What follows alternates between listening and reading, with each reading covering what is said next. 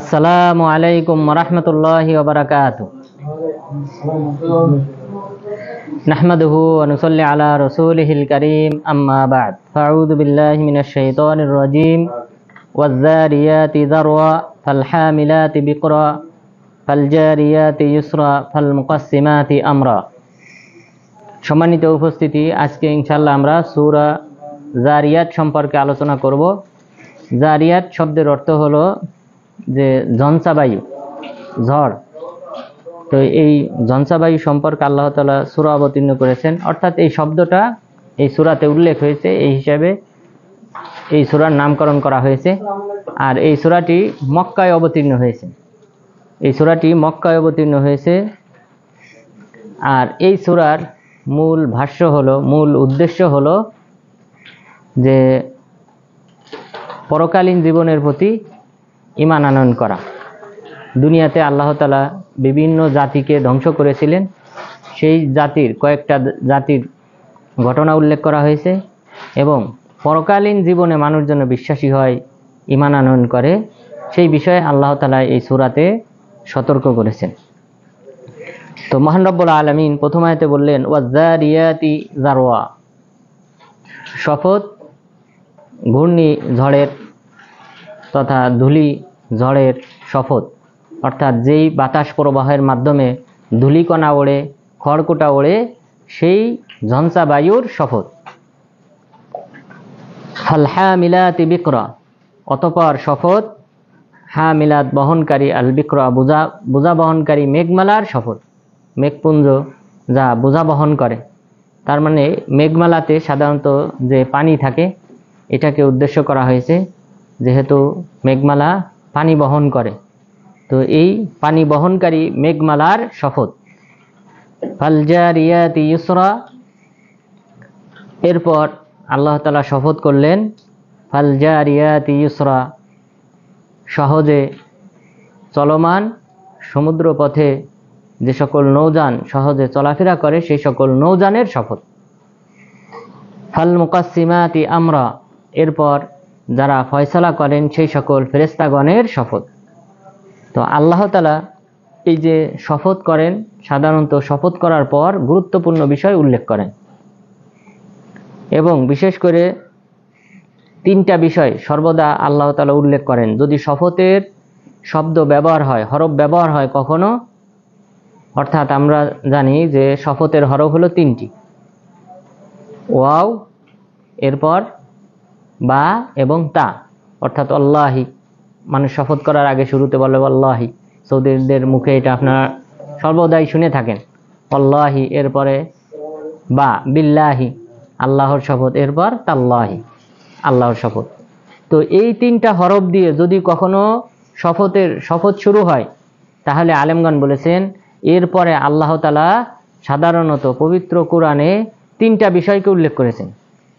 প্রথমটা হলো যে রুবুবিয়্যা, আল্লাহ তাআলা যে রব, তিনি একক, অদ্বিতীয়, তিনি সৃষ্টিকর্তা, রিজিকদাতা, তিনি যে রব, এই বিষয়টা আল্লাহ তাআলা উল্লেখ করেন।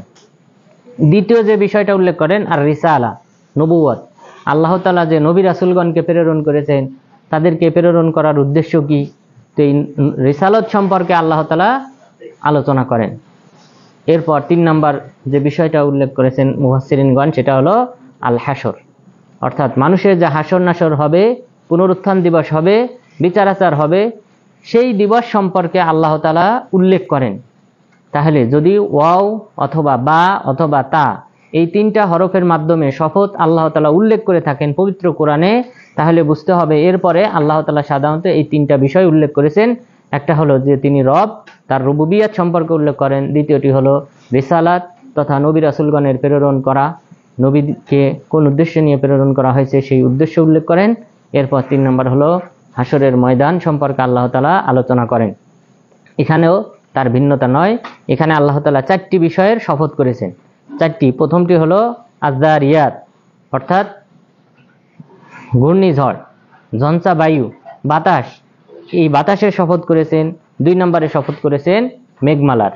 এরপর 3 নম্বর শপথ করেছেন যে সকল নৌযান সমুদ্র পথে চলাফেরা করে, সেই নৌযানের শপথ করেছেন। 4র্থ নম্বরে শপথ করেছেন ফেরেশতাদের সম্পর্কে।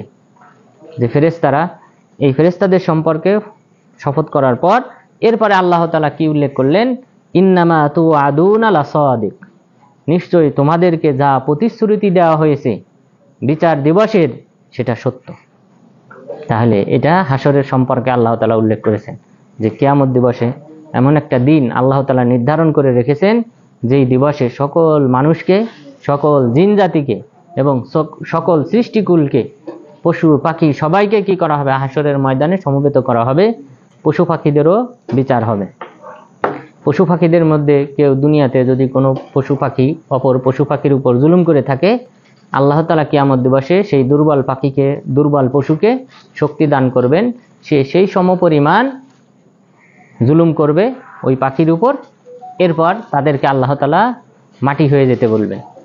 মাটি হয়ে যেতে বললে তখন সকল কাফেররা, তখন তারা সবাই আফসোস করে বলবে যে আমরাও যদি আজ এই পশু পাখির মতো যদি মাটি হয়ে যেতাম, এটাই আমাদের জন্য কল্যাণকর ছিল। তো এখানে মহান রব্বুল আলামিন যে ঝঞ্ঝা বায়ুর শপথ করেছেন, বাতাস, এটা আল্লাহ তাআলার একটা বিরাট নিয়ামত। এই বাতাসের মাধ্যমে বিভিন্ন উপকারিতা হয়। বিশেষ করে আমাদের যে সকল ফসল উৎপাদন করা হয় সেই ফসলের পরাগায়ন হয়।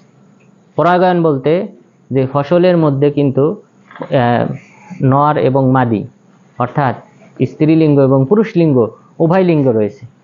তো এইগুলির মিলন হয় কিভাবে? এই বাতাসের মাধ্যমে পরাগায়ন হয়। এই বাতাসের হেলাদোলার মাধ্যমে এদের পরস্পরের সাক্ষাৎ হয়, মিলন হয় এবং এর ফলে ফসল ভালো হয়। এরপর পাখির, এক পাখি অপর পাখিরা যে এই ফসলের উপর পড়ে, এই পাখিদের মাধ্যমে এদের কি হয়, পরাগায়ন হয়। এভাবে পোকামাকড় যে এই ফসলের উপর পড়ে, এর মাধ্যমে তাদের পরস্পরের পরাগায়ন হয় এবং এর মাধ্যমে ফসল ভালো উৎপাদিত হয়। এছাড়াও এই বাতাসের মাঝে আরও অসংখ্য নিয়ামত রয়েছে। তার মধ্যে অন্যতম হলো এই যে আকাশে চলমান, আকাশে পাখি তারা যে চলমান, এই বাতাস মণ্ডল যদি না থাকতো তাহলে এই পাখিরা তারা নির্দ্বিধায় তারা যেভাবে এখন চলাফেরা করতেছে এইভাবে চলাফেরা করতে পারতো না। এক জায়গা থেকে উড়াল দিলে সে আর কখনোই তার এই নিজ গন্তব্যে ফিরে আসতে পারতো না। কিন্তু এই বাতাস থাকার কারণে তারা সাম্যতা বজায় রেখে তারা উড়তে পারে। এবং আমাদের এই যে বিমানগুলি আকাশে ওড়ে, এই সৌদি আরব থেকে বাংলাদেশের এয়ারপোর্টে কিভাবে অবতরণ করে, এই বাতাস মণ্ডল যদি না থাকতো এটা কখনোই সম্ভব হতো না। আল্লাহ তাআলা এই বিরাট একটা নিয়ামতের শপথ করেছেন, যে বাতাসের শপথ। এরপর মহান রব্বুল আলামিন বললেন মেঘমালার শপথ। মেঘমালা এটা আমরা সবাই জানি, মেঘমালার উপকারিতা। মেঘমালার মাধ্যমে আমরা বৃষ্টি পেয়ে থাকি, এখান থেকে বৃষ্টি বর্ষিত হয়। এই বাষ্পায়িত পানি এটা মেঘমালায় পুঞ্জীভূত হয়। এরপর গাঢ় মেঘমালা অর্থাৎ বরফের মতো এরকম জমাট বাঁধতে থাকে। গাঢ় হওয়ার পর একসময় বৃষ্টিপাত হয়, পৃথিবীতে মিষ্টি পানি হিসেবে ফিরে আসে। এটাও আল্লাহ তাআলার একটা বিরাট নিয়ামত। এরপর ফাল জারিয়াতি ইসরা, এরপর আল্লাহ তাআলা শপথ করেছেন নৌযানের, যে নৌযানগুলি সমুদ্রে, সাগরে, নদীতে, খাল বিলে চলাফেরা করে, সেই সকল নৌযানের শপথ করেছেন। এটা একটা বিরাট একটা শপথ। এই বর্তমান যুগেও, এই আধুনিক যুগেও সবচেয়ে বেশি যে মালামাল পারাপার করা হয়, এক দেশ থেকে আরেক দেশে নেওয়া হয়, আমদানি রপ্তানি করা হয়, এর সবচেয়ে বড় মাধ্যম এখনো পর্যন্ত এই নৌযান, এবং এই পথেই সবচেয়ে বেশি খরচ কম হয়। আল্লাহ তাআলা সেই নৌযানের শপথ করেছেন। এরপর শপথ করেছেন ফেরেশতাগণের, ফাল মুকাসসিমাতি আমরা, যারা আল্লাহ তাআলার ফয়সালাকে বন্টন করে। অর্থাৎ আল্লাহ তাআলা যার ক্ষেত্রে আমাদের উপর, মানুষের উপর আল্লাহ তাআলা যে ধরনের ফয়সালা করে রেখেছেন সেই ফয়সালা বাস্তবায়ন করেন এই ফেরেশতাগণ। যেমন হাদিসে উল্লেখ হয়েছে, যখন কোনো ব্যক্তি, যখন ইন্না আহাদাকুম ইজমাউ খলকুহু ফি বাতনি উম্মিহি 40 ইয়াওমা, 40 দিন পর্যন্ত তোমাদের কাউকে তার মায়ের গর্ভে নুতফা হিসেবে রাখা হয়, ভ্রূণ হিসেবে রাখা হয়। এরপর পরের 40 দিন আলাকা অর্থাৎ একটা মাংসপিণ্ডে পরিণত হয়। এরপর মুজগা, একটা প্রথম আলাকা মানে রক্তপিণ্ডে পরিণত হয়। এরপর মুজগা একটা মাংসপিণ্ডে পরিণত হয়। এরপর আল্লাহ তাআলা কি করেন, ফেরেশতা পাঠান। এই ফেরেশতা 4টা বিষয় লিপিবদ্ধ করেন এসে।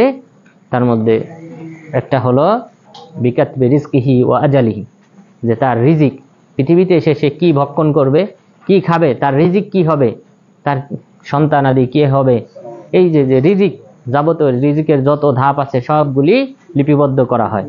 এরপর ওয়া আজালিহি, সে কতদিন পৃথিবীতে বেঁচে থাকবে, কখন মারা যাবে, এই বিষয়টা লিপিবদ্ধ করা হয়। এরপর লিপিবদ্ধ করা হয় শাকিয়্যুন আও সাঈদ, সে কি জান্নাতি না জাহান্নামী, এই বিষয়টাও লিপিবদ্ধ করা হয়। তো এই ফেরেশতারা আমাদের এরপর থেকে আমাদের নানান দায়িত্ব পালন করেন। মানুষের সামনে থেকে পিছন থেকে হেফাজতের দায়িত্ব পালন করেন। এরপর আমাদের আমলনামা লিপিবদ্ধ করার জন্য 2 জন ফেরেশতা আমলনামা লিপিবদ্ধ করেন। এরপর এইভাবে হাসরের ময়দানেও এই ফেরেশতারা আমাদের সাথে উঠবে। তাহলে নানান দায়িত্ব এই ফেরেশতাগণ পালন করেন। আল্লাহ তাআলা এই ফেরেশতাদের শপথ করেছেন ফাল মুকাসসিমাতি আমরা। এবং ফেরেশতাদের সবচেয়ে বড় একটা শপথের অন্যতম একটা দিক হলো যে এই ফেরেশতাগণ তারা মুমিনদের জন্য, বিশেষ করে যারা ইলম অন্বেষণকারী, তাদের জন্য তাদের পাখা বিছিয়ে দেন। এটা হলো সবচেয়ে বড় মর্যাদা। এরপর কোরআন হাদিসের কোনো দার্স হলে সেখানে তারা তাদের ডানা দিয়ে তারা তাদেরকে বেষ্টন করে রাখে, আল্লাহ তাআলার রহমত বর্ষিত হয়। এটা যদি আমরা না দেখি তবুও ফেরেশতাগণ এটা করেন। এরপর ফেরেশতাগণ এই সকল ব্যক্তিদের জন্য দোয়া করেন, ক্ষমা প্রার্থনা করেন আল্লাহ তাআলার দরবারে। তো এইভাবে ফেরেশতাদের নানান উপকারিতা রয়েছে।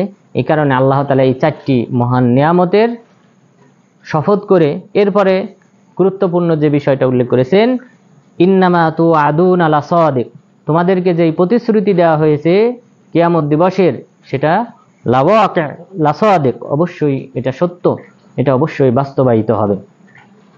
ওয়া ইন্নাদ-দীনা লাওয়াকি', এবং নিশ্চয়ই, এখানে দিন মানে প্রতিদান, অর্থাৎ দিন মানে ধর্ম, কিন্তু এখানে দিন শব্দটা এসেছে প্রতিদানের অর্থে। ওয়া ইন্নাদ-দীনা লাওয়াকি', নিশ্চয়ই তোমাদের এই প্রতিদান, ভালো মন্দের প্রতিদান, এটা অবশ্যই সংগঠিত হবে, এটা অবশ্যই বাস্তবায়িত হবে। তাহলে হাসরের ময়দানে আমাদের পুনরুত্থান হবে এবং আমাদের হিসাব নিকাশ করা হবে। এরপর মহান রব্বুল আলামিন আরো একটা শপথ করেছেন, ওয়াস-সামাই যাতিল হুবুক, আসমানের শপথ, যাতিল হুবুক, বিভিন্ন রাস্তা বিশিষ্ট, পথ বিশিষ্ট আসমানের শপথ। ইন্নাকুম লাফি কওলিম মুখতালিফ, নিশ্চয়ই তোমরা নানান মতে বিভক্ত, তোমরা নানান মন্তব্য করো। নানান মন্তব্য কিসের ব্যাপারে? যেহেতু আগে আল্লাহ তাআলা আলোচনা করেছেন পরকাল দিবস সম্পর্কে, হাসরের ময়দান সম্পর্কে, আল্লাহ তাআলা মক্কার কুরাইশদেরকে লক্ষ্য করে বললেন, ইন্নাকুম লাফি কওলিম মুখতালিফ, নিশ্চয়ই তোমরা নানান মতামত পেশ করে থাকো এই পুনরুত্থান দিবস সম্পর্কে, পরকালীন দিবস সম্পর্কে, প্রতিদান দিবস সম্পর্কে। ইউফাকু আনহু মান উফিক, এবং এই দিবসের ব্যাপারে ঈমান আনয়ন করা থেকে ফিরিয়ে রাখা হয় সেই ব্যক্তিকে, মান উফিক, যে ব্যক্তি পথভ্রষ্ট, যে ব্যক্তি পথভ্রষ্ট হয়, সত্য থেকে বিচ্যুত হয়, সেই ব্যক্তিকে এই দিবসের প্রতি ঈমান আনয়ন করা থেকে দূরে সরিয়ে রাখা হয়। কুতিলাল খাররাসুন, ধ্বংস হোক সেই সকল ব্যক্তিরা যারা অনুমানকারী, ধারণা করে, অর্থাৎ কোনো ব্যক্তির ব্যাপারে এবং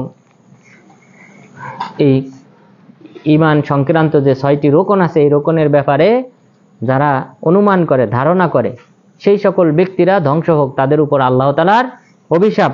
আল্লাযীনা হুম ফি গামরাতিন সাহুন,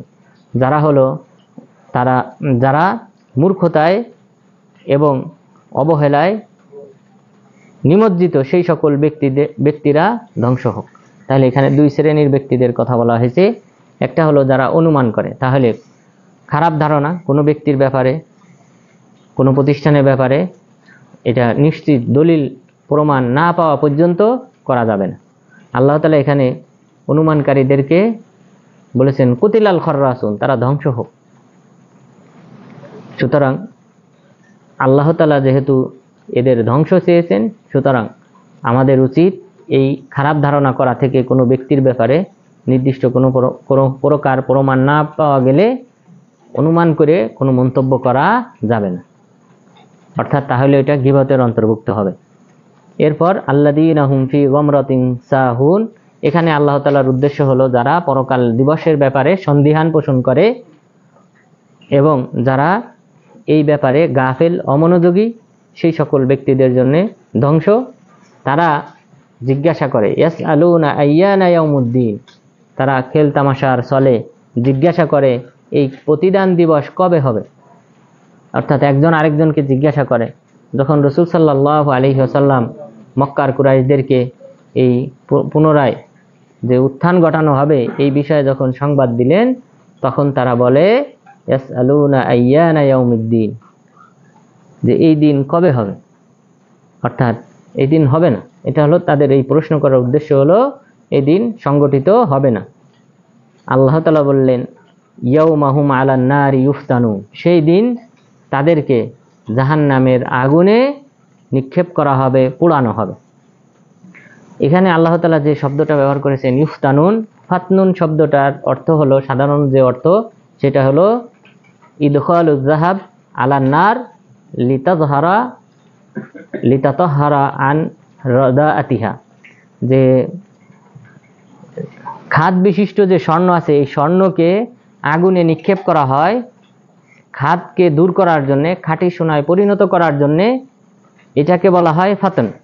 তো আল্লাহ তাআলা এখানে সেই শব্দ ব্যবহার করেছেন ইউফতানুন, ইয়াউমা হুম আলান নারি ইউফতানুন। যারা এই কিয়ামত দিবসের প্রতি সন্দিহান পোষণ করে, ঈমান আনয়ন করে না, তাদেরকে অনুরূপভাবে খাঁটি সোনাকে যেভাবে আগুনে পুড়িয়ে সারখার করে খাঁটি সোনা পরিণত করা হয়, খাদ সোনাকে খাঁটি সোনায় পরিণত করা হয়, অনুরূপভাবে এই সকল ব্যক্তিদেরকে, সন্দিহান পোষণকারীদেরকেও জাহান্নামে পোড়ানো হবে।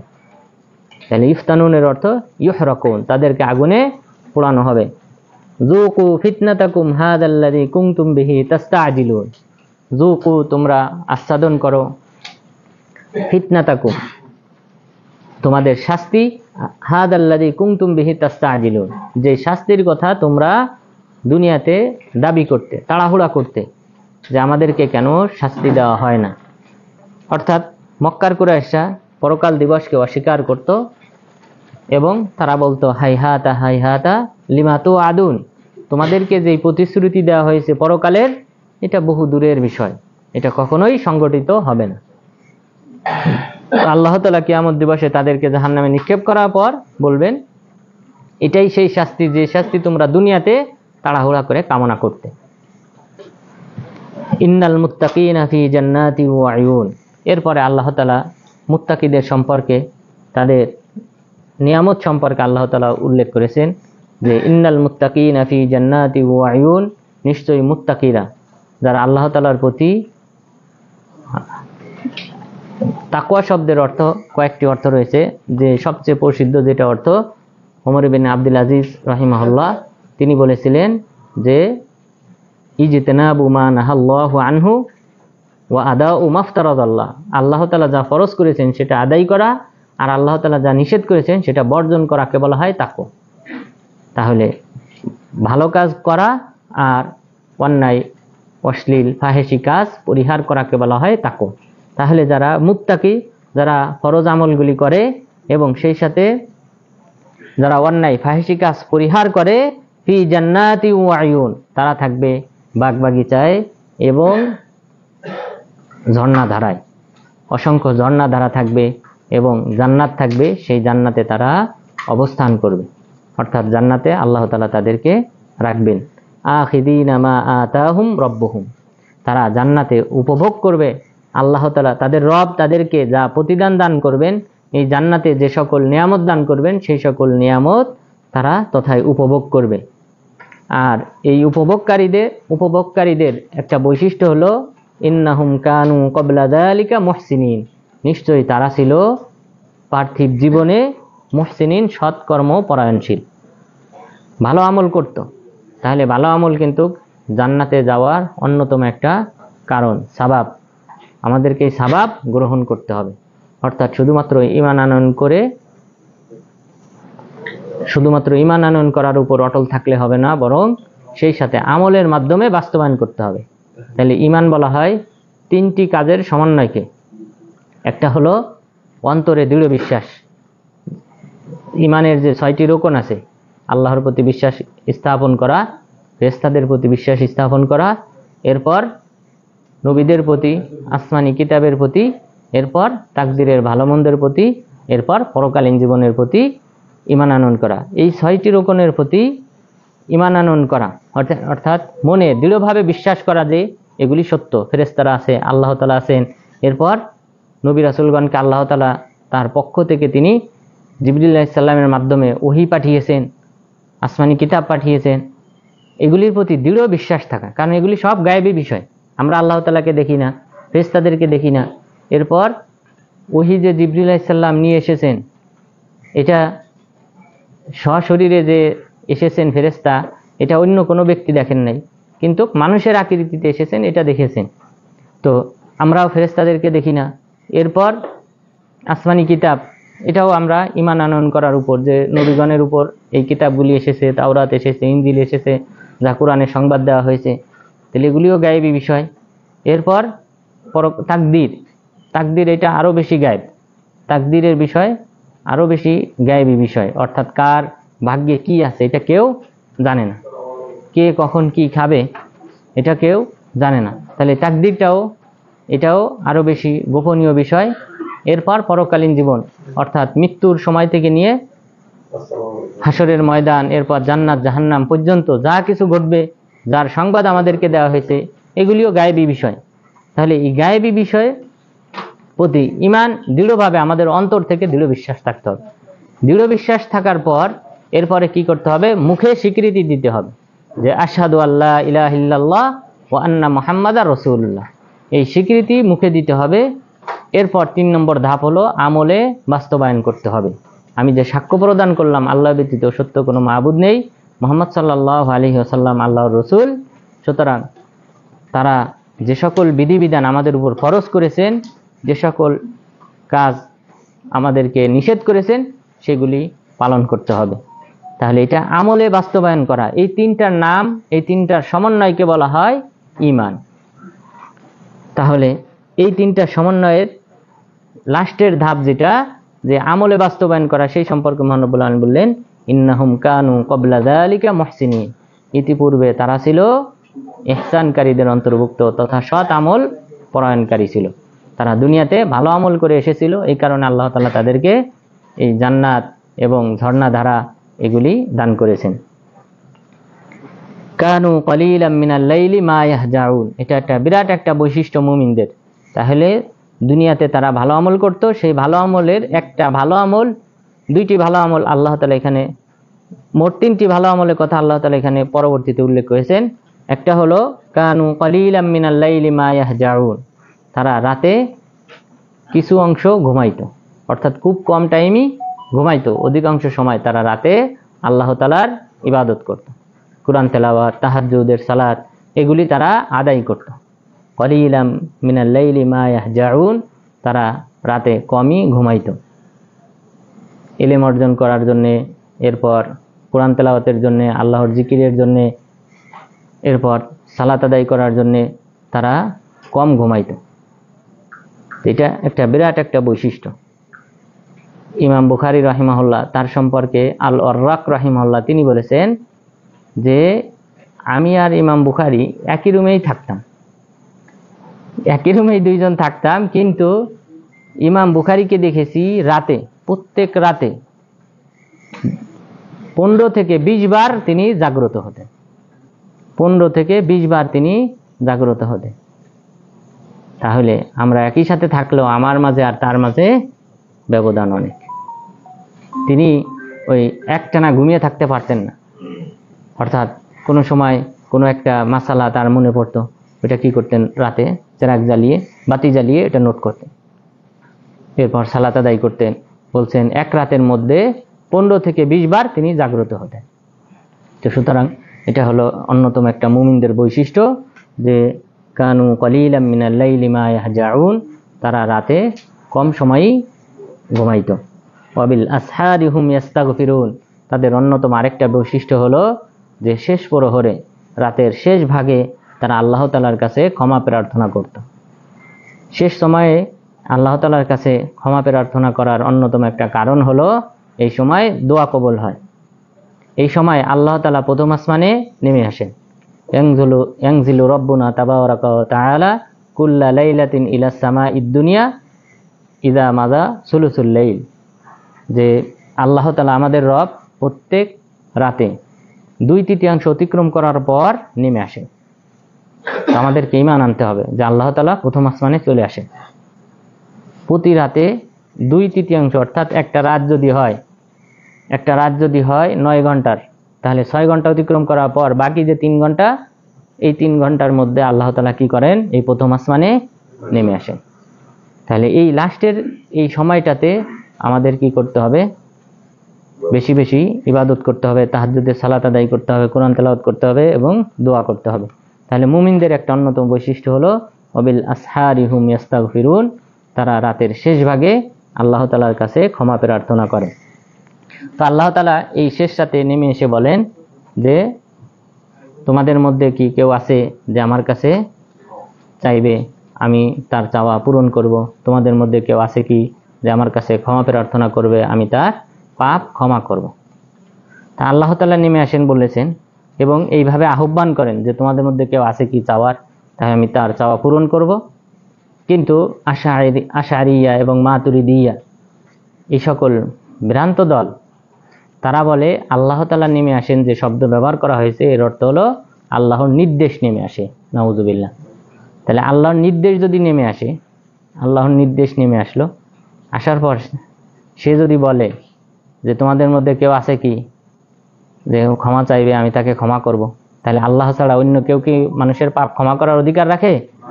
সে তো, তাহলে তো আল্লাহর যে রুবুবিয়াতের প্রতি বিশ্বাস স্থাপন করা হয় না। তাহলে তা আল্লাহ তাআলার রুবুবিয়াতকে অস্বীকার করা, এটা আল্লাহ তাআলার সাথে শিরিক করা হয়। তো সুতরাং এই জাতীয় তাওয়িল অপব্যাখ্যা থেকে আমাদেরকে দূরে থাকতে হবে। আল্লাহ তাআলা নিজে নেমে আসেন, আমাদের ঈমান রাখতে হবে। কিভাবে নেমে আসেন এটা আল্লাহ তাআলা ভালো জানেন, এই বিষয়ে আমাদেরকে জানানো হয় নাই, অবহিত করা হয় নাই। শুধু আমরা মুসলিম মানেই হলো ইস্তিসলাম, আল্লাহ এবং আল্লাহ রাসূল যা সংবাদ দিয়েছে সেটা মেনে নেবে। কিভাবে এটা আমরা জানি অথবা না জানি, আমাদের নিয়ম হলো, ঈমানের অন্যতম স্তর হলো যে আল ইস্তিসলাম, যে নিজেকে সমর্পণ করা আল্লাহ এবং তার রাসূলের বাণীর কাছে। এরপর 3 নম্বর যে বৈশিষ্ট্য মুমিনদের আল্লাহ তাআলা উল্লেখ করেছেন, ওয়াফি আমওয়ালিহিম হাক্কুল লিসাইলি ওয়াল মাহরুম, এবং তাদের সম্পদে একটা অংশ রয়েছে লিসাইল, ভিক্ষুকের জন্য, যে মানুষের কাছে দাঁড়ে দাঁড়ে হাত পাতে, ওয়াল মাহরুম, বঞ্চিত ব্যক্তিদের জন্য।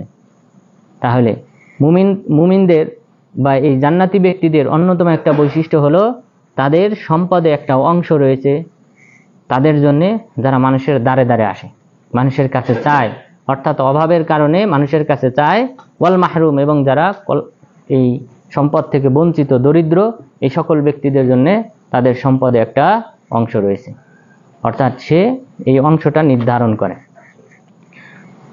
তো এই বৈশিষ্ট্য আমাদের মাঝে থাকতে হবে। প্রবাসী হিসেবে আমি যেটা মনে করি যে এই ক্ষেত্রে যে আপনাদের প্রত্যেকের বাড়ির আশেপাশে কিন্তু দরিদ্র মানুষ আছে, তো আপনারা সবাই দান করেন, সবাই কিন্তু দান করে, কোথাও না কোথাও দান করেন। তো চেষ্টা করবেন এই সকল দরিদ্র ব্যক্তিদের দান করার। এরপর আমাদের দেশে আপনারা জানেন যে সুদি লেনদেন এখন প্রত্যেক ঘরে ঘরে, এই সুদি কারবারি প্রত্যেক ঘরে ঘরে বলা যায়, বা দরিদ্র মানুষ অধিকাংশই ব্যাংক থেকে অথবা যে সকল বিরাট অথবা আশা এই জাতীয় যে সকল সুদি কারবারি সংস্থা আছে এদের কাছ থেকে কিন্তু ঋণ নেয়, অথবা প্রত্যেক গ্রামে গ্রামে এখন নব্য সুদিরাম গড়ে উঠেছে। এই সুদিরামরা টাকা উপার্জন করে এইভাবে গরিব মানুষকে ঋণ দিয়ে এরপর লভ্যাংশ ভক্ষণ করে। তো এদেরকে যদি দমন করতে হয় অথবা এই সুদ যদি বাংলাদেশ থেকে উঠাতে হয়, আপনাদের একটা ভূমিকা রাখতে হবে। ভূমিকাটা হলো যে আপনারা একটা অংশ, টাকার একটা অংশ ওয়াকফ হিসেবে রাখবেন। ওয়াকফ বলতে আপনার নিয়তে থাকবে যে এই টাকাটা কোনো ব্যক্তি ঋণ চাইলে, যেমন 1 লাখ টাকা, এই টাকাটা আমি নিজের কাজে ব্যবহার করব না, কোনো ব্যক্তি যদি ঋণ চায় তাহলে আমি তাকে ঋণ হিসেবে দেব। কেউ 10,000 নিল, কেউ 20,000 নিল, কিন্তু আপনার টার্গেট থাকলো যে 1 লাখ টাকার মধ্যে আমি মানুষের উপকারের জন্য নিজের অ্যাকাউন্টে রাখবো, কেউ যদি কোনো সময় ঋণ চায় আমি ঋণ দেব। সে ফেরত দিলে আবার আরেকজনকে দেব। অর্থাৎ এই টাকাটা যেন আপনার ঋণের কাজে ব্যবহৃত হয় এবং এই ঋণের বিনিময়ে আল্লাহ তাআলা দ্বিগুণ সওয়াব দান করবেন। তো সুতরাং আপনারা সবাই চেষ্টা করবেন এরকম একটা অ্যামাউন্ট ওয়াকফ হিসেবে, আপনার নিয়তে ওয়াকফ হিসেবে থাকলো, অন্য কাউকে জানানোর দরকার নেই, এটা আপনার নিয়তে রয়েছে যে কেউ টাকা ধার চাইলে আমি এখান থেকে দেব। তো এইভাবেও অনেক সমস্যার সমাধান করা সম্ভব। কারণ এই আয়াতে আল্লাহ তাআলা বলেছেন ওয়াফি আমওয়ালিহিম হাক্কুল লিসাইলি ওয়াল মাহরুম, যারা চায় মানুষের কাছে গিয়ে এবং যারা চায় না কিন্তু অভাবগ্রস্ত বঞ্চিত, তাদের জন্যে এই সকল মুমিনদের সম্পদের একটা অংশ রয়ে গেছে। অর্থাৎ তারা এই সম্পদ থেকে এদের পক্ষে ব্যয় করে, এদের কল্যাণার্থে ব্যয় করে। তো যদি ব্যয় করেন, দান করেন, এটা তো আরও উত্তম। যদি ঋণ দিয়েও সহযোগিতা করেন, এটাও কম উত্তম নয়, বরং এটাও ভালো একটা আমল এবং আমাদের দেশ থেকে গ্রাম থেকে সুদ উঠানোর একটা অন্যতম একটা পন্থা। আল্লাহ তাআলা যেন আমাদেরকে সেই তৌফিক দান করেন, আমিন। এরপর মহান রব্বুল আলামিন বললেন ওয়াফিল আরদি আয়াতুল লিল মুকিনিন, যারা বিশ্বাসী তাদের জন্য এই পৃথিবীতে অসংখ্য নিদর্শন রয়েছে। অর্থাৎ আল্লাহ তাআলা যে সত্য এবং সেই সাথে পরকাল যে সত্য, ভবিষ্যতে যে কিয়ামত সংগঠিত হবে এটা যে সত্য, এর নিদর্শন রয়েছে এই পৃথিবীতে। অর্থাৎ আমরা যদি ভালোভাবে চিন্তা করি, এই পৃথিবী আপনারা সবাই জানেন সূর্যের 11টা গ্রহ রয়েছে। সূর্যের, আমাদের এই সূর্যের আন্ডারে প্রদক্ষিণ করে মোট 11টি গ্রহ। এই গ্রহের মধ্যে শুধুমাত্র এই পৃথিবী নামক এই গ্রহ, এই আর্থ নামক গ্রহের এখানেই শুধুমাত্র প্রাণের সঞ্চার হয়েছে। কারণ কি? অন্যান্য গ্রহ বিজ্ঞানীদের মতে চন্দ্র, সূর্য, গ্রহ, নক্ষত্র, ছায়াপথ, নীহারিকা, নেবুলা, এগুলি সব সৃষ্টি হয়েছে একই সময়। তারা যে বিগ ব্যাং থিওরির কথা বলে, মহাবিস্ফোরণ, এর মাধ্যমে যদি মহাবিশ্ব সৃষ্টি হয়, তাহলে এই মহাকাশে যত নক্ষত্ররাজি আছে, যত উপগ্রহ আছে, গ্রহ আছে, সবার সৃষ্টি হওয়ার সময় একই। তো একই সময় হওয়া সত্ত্বেও কেন শুধুমাত্র এই পৃথিবীতে মানুষের অস্তিত্ব, জিন জাতির অস্তিত্ব, সেই সাথে গাছপালা, তরুলতা, জীবজন্তু এবং সাগর, মহাসাগর, এরপর নদী, খাল, বিল ইত্যাদির অস্তিত্ব কেন শুধুমাত্র এই পৃথিবীতে? সবাই যদি একই সময় হয়ে থাকে, এখানে যদি এক আল্লাহ তাআলার অস্তিত্ব না থাকে, এটার কোনো উত্তরও নেই। যদি কেউ এক আল্লাহ তাআলায় যদি কেউ বিশ্বাস না করে, তাহলে এই প্রশ্নেরও উত্তর নেই। যে কারণ যদি বিগ ব্যাংকের মাধ্যমে সবকিছু সৃষ্টি হয়ে থাকে, একই সময় হয়ে থাকে, তাহলে অন্যান্য গ্রহ এই পৃথিবীর মতো এরকম বুদ্ধিমান জীবজন্তু, মানুষ এবং অন্যান্য সৃষ্টিকুল থাকার কথা। কিন্তু কেন নাই? কারণ আল্লাহ তাআলা চান নাই। আল্লাহ তাআলা বলেছেন, আমি আদম আলাইহিস সালামকে সেই জান্নাত থেকে আমি এই পৃথিবীতে পাঠিয়েছি, আর পৃথিবীকে সাজিয়েছি যেন আদম আলাইহিস সালাম সহ সেই সাথে জিন জাতি অন্যান্যরা যেন সুন্দরভাবে বসবাস করতে পারে, তাদের বসবাসের উপযোগী হিসেবে আমি এই পৃথিবীকে তৈরি করেছি। তো সুতরাং আল্লাহ তাআলা বলেছেন ওয়াফিল আরদি আয়াত, এই পৃথিবীতেই নিদর্শন রয়েছে। অন্য কোনো গ্রহে কোথাও এই সাগর, মহাসাগর, পানি নাই, যে পানি ব্যতীত কোনো জীবজন্তু পৃথিবীতে টিকবে না, চাঁদে বসবাস করা সম্ভব না। কেন সম্ভব না? সেখানে পানি নাই, অক্সিজেন নাই। পানি না থাকলে অক্সিজেন আসবে কিভাবে? পানি থেকে গাছপালা তৈরি হয়, গাছপালা টিকে থাকে, এই গাছপালা থেকে অক্সিজেন আসে। অর্থাৎ পানি যদি আপনি মূল কারণ হিসেবে দেখেন, তাহলে পানি না থাকলে সেখানে বসবাস করা সম্ভব না। তো সুতরাং আল্লাহ তাআলাই এই পৃথিবীকে সৃষ্টি করেছেন। এখানে আদম আলাইহিস সালাম সম্পর্কে বলেছেন ইহবিতা, যে হে আদম এবং হাওয়া, তোমরা এই পৃথিবীতে নেমে যাও। সুতরাং তাদেরকে নামানোর জন্যে, এখানে পাঠানোর জন্যে, তারাই এই পৃথিবী আবাদ করবে। এই আবাদের পূর্বে আল্লাহ তাআলা এটাকে সুন্দরভাবে সাজিয়েছেন। এবং আপনারা জানেন এই পৃথিবীতে যে খাদ্যের সম্ভার তৈরি করতে আল্লাহ তাআলা কয়দিন ব্যয় করেছেন? 2 দিন। তাহলে চিন্তা করেন, পৃথিবী সৃষ্টিতে 2 দিন, এরপর আসমান সৃষ্টিতে 2 দিন, পৃথিবীতে শুধুমাত্র এই যে খাদ্য দ্রব্য, এরপর গাছপালা, তরুলতা, সাগর, মহাসাগর ইত্যাদি সৃষ্টি করতে 2 দিন সময় লাগিয়েছে। তাহলে এই যে ব্যবস্থাপনা এক আল্লাহ ব্যতীত অন্য কেউ করে না। সুতরাং আমাদেরকে এক আল্লাহর প্রতি বিশ্বাস স্থাপন করতে হবে এবং পৃথিবীতে যে আল্লাহর নিদর্শন আল্লাহ তাআলা সেটা উল্লেখ করেছেন। এরপর বলেছেন অফি আনফুসিকুম, শুধু পৃথিবী না, পৃথিবী তো একটা বিশাল একটা গ্রহ, শুধু পৃথিবী না, অফি আনফুসিকুম, তোমাদের নিজেদের মাঝেও নিদর্শন রয়েছে। মানুষ সৃষ্টির ব্যাপারে, যে এই পৃথিবীতে কিভাবে মানুষের উৎপত্তি হলো, কিভাবে মানুষ এখানে টিকে আছে, বিজ্ঞানীরা মনে করেন যে এই যে 9 মাসে একটা সন্তান হয়, এটা সম্ভব না এই পৃথিবীতে হওয়া, তাদের থিওরিক্যাল অনুযায়ী, যে এটা কিভাবে সম্ভব। অর্থাৎ একমাত্র আল্লাহ তাআলার এখানে হাত রয়েছে, এই কারণে এত অল্প সময়ে এখানে সন্তান ভূমিষ্ঠ হয় এবং এখানে মানুষ টিকে রয়েছে। আল্লাহ তাআলার বিশেষ ব্যবস্থাপনা রয়েছে বিধায় এখানে এই মানুষের, জীবজন্তুর টিকে থাকা পৃথিবীতে সম্ভব হয়েছে। সূর্য থেকে যে সকল আলোক রশ্মি আসে, এক্স রশ্মি, এই যে এক্স রশ্মির মাধ্যমে কিন্তু কি করে এক্স রে করা হয়, এই এক্স রে যে রশ্মিটা, আলোটা, এটা জীবকোষের জন্য ক্ষতিকর, জীবকোষকে ধ্বংস করে ফেলে। কিন্তু আল্লাহ তাআলা এই আসমানে যে ওজোন স্তর রেখেছেন, এই ওজোন স্তরে যখন এই রশ্মিগুলি আসে, আলোক রশ্মি, রঞ্জন রশ্মি, এক্স রশ্মি, এইগুলি যখন আসে তখন এখানে বাধাপ্রাপ্ত হয়। এরপর এখানে বাধাপ্রাপ্ত হওয়ার পর পুড়ে ছারখার হয়ে পৃথিবীবাসীর জন্য যতটুকু কল্যাণকর ততটুকু পৃথিবীতে আসে। এবং এটা দিয়ে দেখেন এখন কত অপারেশন হচ্ছে, এরপর মানুষের বডি চেক করা হচ্ছে, বডির কোন অংশে কি আছে, এটা মানুষের কল্যাণে ব্যবহার হইতেছে। আল্লাহ তাআলার বিশেষ ব্যবস্থাপনা না থাকলে এখানে এই রশ্মি, আলোক রশ্মি যদি কোনো বাধা ছাড়া যদি পৃথিবীতে আসতো, পৃথিবীর এই জীবকোষ থাকতো না পৃথিবীতে।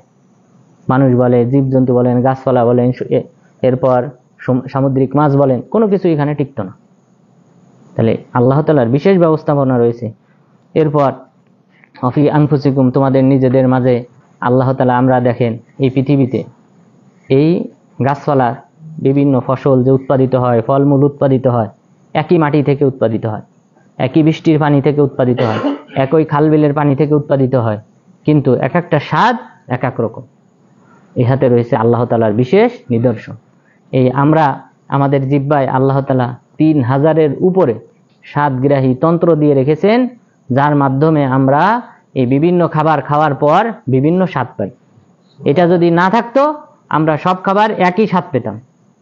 সুতরাং আল্লাহ তাআলা বলেছেন অফি আনফুসিকুম, তোমাদের নিজেদের মাঝেও নিদর্শন রয়েছে। শুধুমাত্র এই মহা পৃথিবীতে নয়, পৃথিবী তো একটা বিশাল শিক্ষার একটা বই, কিতাব, কিন্তু তোমরা নিজেরা যে ক্ষুদ্র মানুষ, তোমাদের মাঝেও অসংখ্য নিদর্শন আল্লাহ তাআলা দিয়ে রেখেছেন। এইভাবে প্রতিটা অঙ্গ প্রত্যঙ্গের ক্ষেত্রে বিশেষ নিয়ামত রয়েছে আল্লাহ তাআলার। তো সুতরাং এগুলি যদি আমরা গবেষণা করি, তাহলে আল্লাহ তাআলা যে একক সৃষ্টিকর্তা এবং তিনি বিশেষ উদ্দেশ্য নিয়ে যে মানুষকে সৃষ্টি করেছেন, জিন জাতিকে সৃষ্টি করেছেন, এটা প্রতীয়মান হয় এবং এক আল্লাহর প্রতি মানুষকে উদ্বুদ্ধ করে বিশ্বাসী হতে। সুতরাং আমাদেরকেও এক আল্লাহর প্রতি বিশ্বাস স্থাপন করতে হবে। আফালা তুবসিরুন, তোমরা কি ভেবে দেখো না?